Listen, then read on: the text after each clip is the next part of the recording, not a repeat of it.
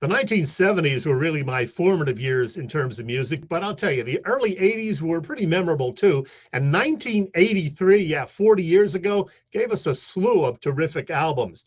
There were debut albums from Madonna, Cyndi Lauper, Rat, REM, Stevie Ray Vaughan, and oh yeah, Metallica, Kill 'Em All. Speaking of debuts, the Philly band The Hooters released an independent album called Amore, which had original versions of All You Zombies and Hanging on a Heartbeat on it. Kiss released an album with the band members not wearing their trademark makeup on the cover. First time for that. The title song, Lick It Up, was really, really good. The rest of it, not so great. All right, we got the albums Sweet Dreams by the Eurythmics and Cuts Like a Knife by Bryan Adams.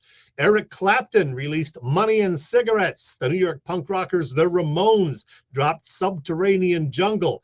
We got the album Reach the Beach by The Fix that had two solid hits on it, Saved by Zero and One Thing Leads to Another. There were new albums from Rick Springfield, Robert Palmer, Joe Walsh, Chicago, Jackson Browne, Rod Stewart, Men at Work, Journey, plus Stevie Nicks, Joan Jett, Bob Dylan, Paul Simon, Hall & Oates, and Culture Club. Oh, in the hard rock category, in addition to Metallica and Rat, those debuts that I mentioned, there was AC/DC's Flick of the Switch, Ozzy Osbourne's Bark at the Moon, and Motley Crue's Shout at the Devil. Plus, we got LPs from Triumph, Crocus, Quiet Riot, Rainbow, and the version of Black Sabbath that had Ian Gillan on lead vocals.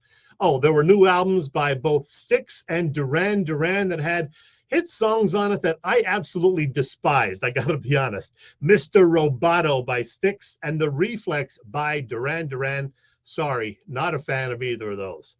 Pink Floyd released its final studio album with Roger Waters on it, appropriately called The Final Cut.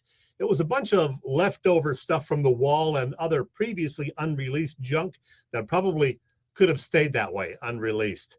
Let's get to my absolute favorite albums of 1983. First, a few honorable mentions. State of Confusion by the Kinks, which featured the hit Come Dancing.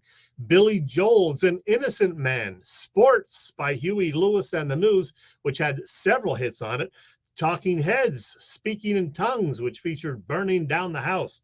Billy Idol's Rebel Yell came out in 83. And hey, don't laugh, but Lionel Richie's Can't Slow Down.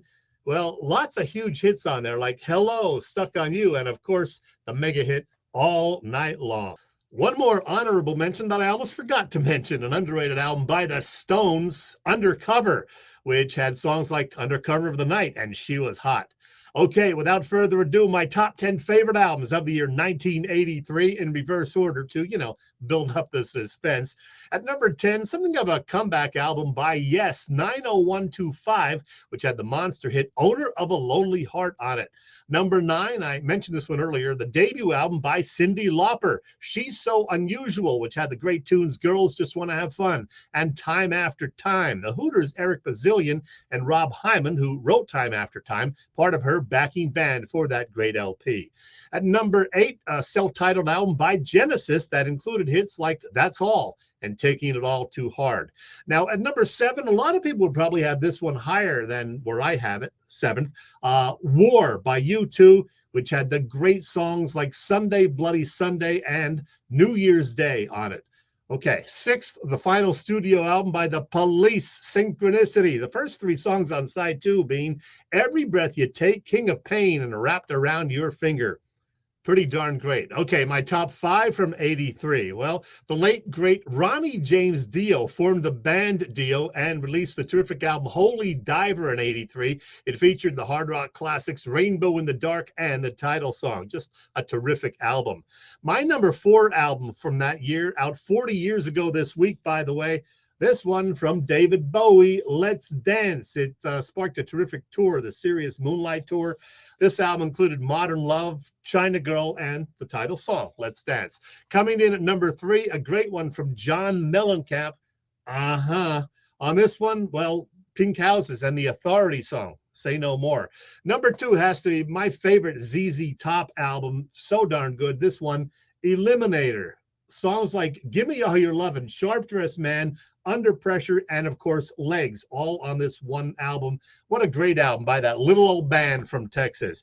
And at number one, drum roll, please.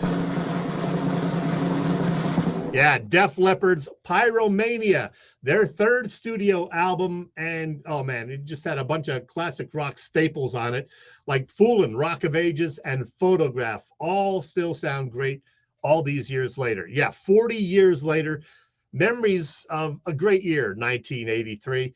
And we still get lots of listening pleasure from all of those albums.